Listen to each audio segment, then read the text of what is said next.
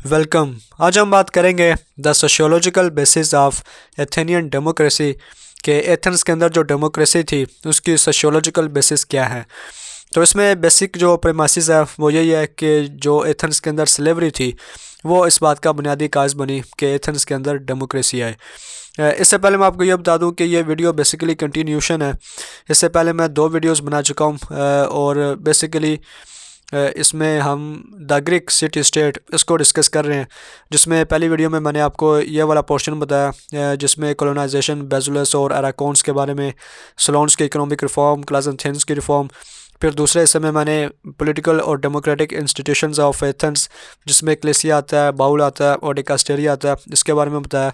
और अब तीसरे हिस्से में ये चीज़ मैं डिस्कस कर रहा हूँ कि ग्रीक सिटी स्टेट में जो एथन था उसके अंदर जो sociological basis of Athenian democracy थे वो क्या थी। तो अगर आपने ये पहली दो नहीं देखी तो आप देख लें, नहीं तो हम ये चीज़ इसको आज की वीडियो को देखते हैं कि इसमें क्या चीज़ है। तो इसमें सबसे पहले मैं आपको ये बताता हूँ, जिस तरह मैं आपको पीछे वाली वीडियो में बता चुका हूँ कि एथन की जो टोटल पॉपुलेशन थी वो 2,50,000 से 3 लाख के दरमियान थी। लेकिन तकरीबन 80,000 से 1 लाख उसमें स्लेव थे, 25,000 तकरीबन एलियन थे और कुछ बीच में वुमन थी। ठीक है, तो वुमन टोटली एक्सक्लूडेड, ये एक्सक्लूडेड थी। और सिर्फ 50,000 जो मेल थे वो एथन के अंदर सिटीज़न थे। ठीक है, तो टोटल तकरीबन 3 लाख की पॉपुलेशन थी। ठीक है, जिसमें से सिर्फ 50,000 जो मेल थे वो सिर्फ और सिर्फ सिटीज़न थे। बाकी फ़ीमेल तो वैसे ही बाहर थी, उनको पॉलिटिकल पार्टिसिपेशन नहीं दी जाती। इसके अलावा कुछ स्लेव आ जाते, कुछ एलियन थे। ठीक है, तो सिर्फ 50,000 वो उसको एक्सरसाइज करते। तो पीछे वाली वीडियोस में, ठीक है, ये जो अब मैं पीछे वाली जो मैं बता चुका हूँ इसमें हमने ये पॉलिटिकल इंस्टीट्यूशन डिस्कस किए कि political institution of Athenian democracy, तो जिसमें एक्लेसिया, बाउल और डिकास्टेरिया को देखा कि किस तरह ये डेमोक्रेटिकली आगे लेके चलते हैं। तो अगर हम आज की इस वीडियो को देखें जिसमें बेसिक पॉइंट ये है कि 3 लाख की पॉपुलेशन है लेकिन सिर्फ 50,000 मेल सिटीज़न है, तो ये फिर डेमोक्रेसी कैसे हुआ। ठीक है, तो इसमें स्लेव्स जो थे उसको क्यों नहीं इंक्लूड किया जाता, वुमन को क्यों नहीं किया जाता। ठीक है, तो इससे जो बेसिक क्वेश्चन निकलता है वो ये था कि एथन के अंदर डेमोक्रेसी का बुनियादी काज क्या था, बुनियादी वजह क्या थी उसकी। तो इस वीडियो में चूँकि हम सोशियोलॉजिकल बेसिस की बात कर रहे हैं तो इसमें स्लेवरी को कहा जाता है कि slavery was the basis of ancient democracy. ठीक है, एथन के अंदर जो डेमोक्रेसी थी वो स्लेवरी की वजह से थी। तो इसमें दो तरह की बातें आती हैं, एक तरफ एच आरंट है और दूसरी तरफ मार्क्सिस्ट हैं। दोनों का ये मानना है कि जो स्लेवरी थी वो इस बात का काज बनी कि एथेंस के अंदर जो डेमोक्रेसी थी, लेकिन दोनों की इंटरप्रिटेशन डिफरेंट है। ठीक है, एच आरंट का क्या कहना है कि since slave do all the work only Greek citizen could remove them from the sphere of production. ठीक है, ये बात अहम है। इसके अलावा can devote their energy to politics the life of action. तो बेसिक आर्गूमेंट क्या था कि चूँकि ग़ुलाम सारा काम करते हैं, ठीक है, तो सारा काम ग़ुलाम कर रहे हैं, तो इन ग़ुलामों की वजह से कुछ सिटीज़न ऐसे थे जो अपने आप को स्फेयर ऑफ प्रोडक्शन मतलब काश्तकारी से या जो किसानों वाला काम वो करते हैं उससे निकाल सकते और अपनी जो एनर्जी थी, दिमागी एनर्जी या जिस्मानी एनर्जी, उसको ज़्यादा बेहतर काम में जिसे वो पॉलिटिक्स या द लाइफ ऑफ एक्शन बोलते थे वहाँ पर वो सर्व कर सकें। तो इस तरीके से जो डेमोक्रेसी थी वो ग़ुलामों की वजह से आई। इसके अलावा slaves made it possible for Athenian citizen to do something of human freedom, के ग़ुलाम तो ग़ुलाम हैं, वो तो ग़ुलामी वाला काम कर रहे हैं। तो इनकी वजह से जो लोग आज़ाद हैं, चूँकि वो पॉलिटिक्स करते थे, ठीक है, द लाइफ ऑफ एक्शन करते, वहाँ पर जाकर वो डेमोक्रेसी की फ्रीडम की बातें करते, तो ग़ुलाम इस बात का काज बने कि इनकी वजह से जो लोग आज़ाद थे वो जाकर कुछ ऐसी चीज़ करें, समथिंग ऑफ ह्यूमन फ्रीडम। ठीक है, तो इस तरह एच आरंट ने यह प्रूफ किया कि ग़ुलामी स्लेवरी काज बनी एथेंस के अंदर डेमोक्रेसी के आने का। इसके बाद दूसरे नंबर पर हमें मार्क्सिस्ट व्यू मिलता है जो बेसिकली इसी चीज़ को क्रिटिसाइज़ करता है। तो इनका कहना यह है कि slave do all the work rich reap their fruits. तो यहाँ पर जो इन्होंने बात को अप्रिशिएट किया था कि ग़ुलामों की वजह से कुछ लोगों को ये मौका मिलता है कि वो पॉलिटिक्स करें, वो ह्यूमन फ्रीडम की बात करें। तो यहाँ पर ये कहते हैं कि स्लेव सारा काम करते हैं और अमीर जो होते हैं ये फ्रूट खा लेते हैं, फल खा लेते हैं।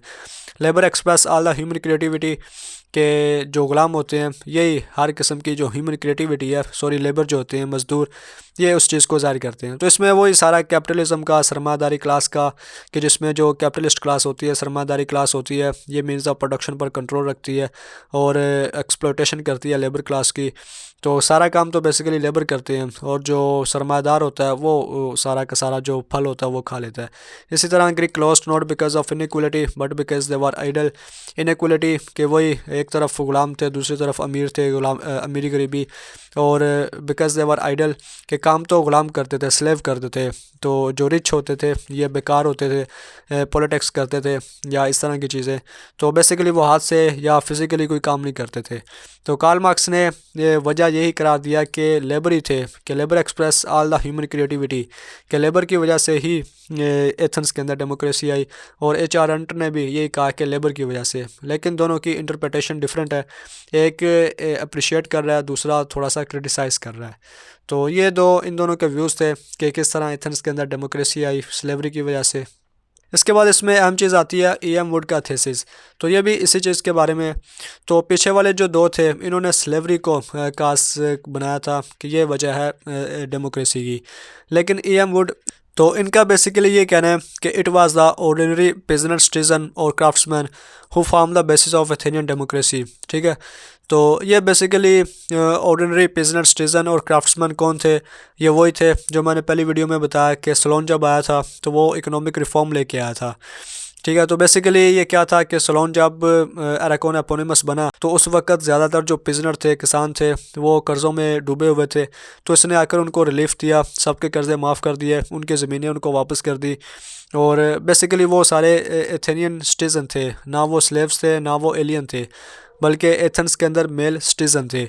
तो चूँकि इसने आके उनको रिलीफ दिया, उनके कर्ज़े माफ़ किए, उनकी जो ज़मीनें थी वो उनको वापस कर दी, तो इस वजह से उनमें एक प्रोस्पेरिटी आई, काफ़ी हद तक उनके जो हालात थे वो बेहतर हो गए। तो ई.एम. वुड जो हैं ये बेसिकली उन पिजनट को और उन क्राफ्ट्समैन को करार देते हैं वजह, कि इनकी वजह से एथेंस के अंदर डेमोक्रेसी आई।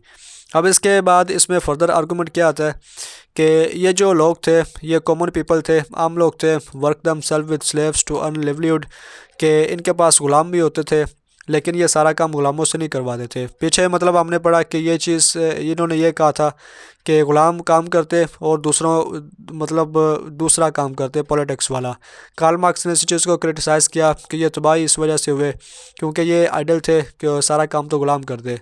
लेकिन ग़ुलामों का मसला ये था कि ये दोनों सूरतों में काम कर रहे हैं लेकिन ये सिटीज़न ही नहीं है, ठीक है, ये स्लेव्स हैं। तो यहाँ पर इन्होंने ये कहा कि ये जो कॉमन पीपल थे, ऑर्डिनरी बिजनेस सिटीज़न और क्राफ्ट्समैन, इनके पास ग़ुलाम तो थे लेकिन वो सारा काम ग़ुलामों से नहीं करवाते थे बल्कि उनके साथ मिल के काम करते। तो ये सारा काम ग़ुलामों से नहीं करवाते थे बल्कि ये वर्क दम सेल्व्स विद स्लेव्स, बल्कि ये ग़ुलामों के साथ मिल के काम करते ताकि अपना जो गुजारा वो कर सके। तो एक तो ये अपना काम खुद करते, ठीक है, खुद काश्तकारी करते। इसके अलावा also attend meetings of ecclesia, इसकी मीटिंग्स भी अटेंड करते, जो मैंने दूसरी वीडियो में बताया कि ये तीनों पॉलिटिकल डेमोक्रेटिक इंस्टीट्यूशंस थे एथेंस के अंदर। तो एक्लेसिया के अंदर भी जाते, बाउल के अंदर भी और डिकास्टेरिया के अंदर भी। तो अपना काम भी कर रहे हैं, इनमें भी आ जा रहे हैं। इसके अलावा यहाँ पर एक क्वेश्चन था दूसरी वीडियो में कि एक्लेसिया के अंदर अटेंड करने के लिए जो भी एक्लेसिया की मीटिंग को अटेंड करता उसको 3 बाउल पे किया जाता। तो उसका आंसर बेसिकली यहाँ पर था कि ये लोग जब एक्लेसिया के अंदर जाते, ये अपना पूरा दिन ज़ाया करते, तो इस वजह से उनको पे किया जाता कि एक दिन की जो उनका ज़ाया हुआ है, ठीक है, जिस दिन उन्होंने कमाई नहीं की, पैसे नहीं कमाए, तो उस दिन और दूसरी तरफ ये भी कि इनका जाना भी लाजमी होता, कि कंपलसरी था हर सिटीज़न पर कि वो कलीसिया के अंदर जाए और वहाँ पर बैठे। तो जब वहाँ पर जाना कंपलसरी था तो जारी बात है एक दिन का हर्ज भी होगा, तो उसको ख़त्म करने के लिए, रिपारेशन करने के लिए इनको पे दी जाती थी, पेमेंट की जाती थी 3 ओबल्स। तो यहाँ पर उसका जवाब था कि why payment was introduced to attend meeting. तो इस वजह से कि ये पहले ही मतलब अपना काम खुद करते थे, तो एक दिन छोड़ के जब ये कलीसिया जाते तो वो जो इनका दिन ज़ाया होता उसकी पेमेंट इनको की जाती। इसके अलावा इनके सिटी के साथ क्लोज रिलेशन थे। इसके अलावा वोट इन असम्बली के अंदर वोटिंग करते, took part in religious festivals, have politics, have political rights, can do military service. ठीक है, तो बेसिकली E.M. वुड का कहना ये है कि एक तो ये ऑर्डिनरी बिजनेस सिटीजन थे, इसके अलावा ये तीनों जो इंस्टीट्यूशन थे यहाँ पर जाते, यहाँ पर जाकर ये वोटिंग करते, इसके अलावा पार्टिसिपेशन करते। तो इन सारी चीज़ों की वजह से चूँकि सबसे ज़्यादा एक्टिवेट यही लोग थे, तो इस वजह से that's why credit for democracy goes to them, कि डेमोक्रेसी का जो क्रेडिट है वो सारा का सारा ये जो पीजेंट है और जो क्राफ्ट्समैन है इनको जाता है। ये सिटीज़न भी थे, अपना काम भी करते, हर जगह जाते, जो पॉलिटिकल इंस्टीट्यूशंस थे वो भी अटेंड करते। तो एक तरह से ये पूरे ग्रूम्ड और सोशलाइज्ड थे और इनकी वजह से एथेंस के अंदर डेमोक्रेसी आई। इसके बाद सबसे आखिर में वुमन एंड होमोसेक्सुअलिटी आता है। तो वुमन मैं पीछे भी बता चुका हूँ कि was excluded from all kind of political activity. इनको समझा ही नहीं जाता था कि ये इस काबिल है कि ये इसके बारे में कुछ करें। इसके अलावा वुमन को घरों के अंदर रखा जाता, ठीक है, बाहर नहीं, मतलब बाहर का काम नहीं वो कर सकती। इसके अलावा एक ही घर में अगर एक लड़की और एक लड़का बड़े हो रहे हैं, मतलब जो बहन थी लड़की, वो अपने भाई को नहीं पहचानती थी, क्योंकि इन दोनों की परवरिश अलग अलग जगह पर होती एथेंस के अंदर, और पता ही नहीं था कि ये मेरा भाई भी है या नहीं है। इसके अलावा वुमन लुक्ड फॉर होम, के वुमन जो थी ये घर का काम करती, मैन स्टेट अफेयर, स्टेट का। इसके अलावा एथेनियन मैन ये ज़्यादातर काम पर होते इन जिम, यानी कि एक्सरसाइज हॉल्स में, अगोरा के अंदर, इक्लेसिया के अंदर। अगोरा मार्केट प्लेस है, इक्लेसिया के बारे में आपको बता चुका हूँ। ठीक है, तो ज़्यादातर पब्लिक लाइफ गुजारते थे, प्राइवेट लाइफ नहीं गुजारते थे, और प्राइवेट लाइफ जो थी या प्राइवेट प्लेसेस जो थी इन्हें अच्छी नज़र से नहीं देखा जाता था। क्यों? क्योंकि जो इमोशंस थे, मतलब प्राइवेट स्पेसेस पे यही होता है कि एक हस्बैंड और वाइफ होते हैं और उनके आपस में ताल्लुकात होते हैं, या एक लड़के और लड़की के दरमियान जो ताल्लुकात होते हैं। लेकिन एथेंस के अंदर ऐसा नहीं था। वहाँ पर जो इमोशंस ऑफ लव थे, जिन्हें एरोस भी बोला जाता था, इसका मतलब ये नहीं था कि बिटवीन मैन एंड वुमन, बल्कि इसका मतलब ये था कि homosexuality between old man and his younger lover, के ओल्ड मैन के दरमियान और उसके यंगर लवर के दरमियान जो इमोशंस थे उन्हें लव का नाम दिया जाता, ना कि किसी मर्द और औरत के दरमियान। ठीक है, तो औरतों को सिर्फ़ और सिर्फ चाइल्ड पैदा करने के लिए, बच्चे पैदा करने के लिए रखा होता। ठीक है, इन ग्रीस, और औरतों के साथ मर्द और औरत का आपस में कोई मोहब्बत का रिश्ता, इस तरह का कोई वहाँ पर चक्कर नहीं था। तो ये बेसिकली आप समझ गए होंगे कि वहाँ पर किस किस्म का सिस्टम था। तो यहाँ पर आकर बेसिकली ये सारी वीडियोस मेरी ख़त्म हो रही हैं। 3 वीडियोस बनी थी इस पर, जिसमें मैंने शुरू से यहाँ इस वीडियो में सोशियोलॉजिकल बेसिस बताया कि जिसमें स्लेवरी बेसिक आर्गूमेंट था, जिसमें ये 2 चीज़ें पॉइंट्स इसमें आते, फिर इसका थीसिस आता है। तो ओवरऑल मैंने इस पूरे जो 3 वीडियोज़ हैं इसमें द ग्रीक सिटी स्टेट के बारे में बताया, और पहले मैंने आपको बेजलोस और अराकोन्स के बारे में, फिर क्लेसिया, बाउल, डेकेस्टेरिया, स्लोन की रिफॉर्म, क्लेजेंथियन की रिफॉर्म, और sociological basis of Athenian democracy, फिर होमोसेक्सुअलिटी इन एथेंस।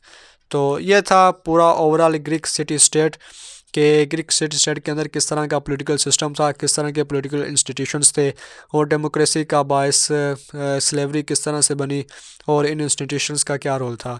तो उम्मीद करता हूँ आपको किसी हद तक पता चला होगा कि ग्रीक सिटी स्टेट क्या है, और वेस्टर्न पॉलिटिकल थाट की इब्तदा जिस माशरे से हुई, जिस सिविलाइजेशन से हुई, वो क्या है।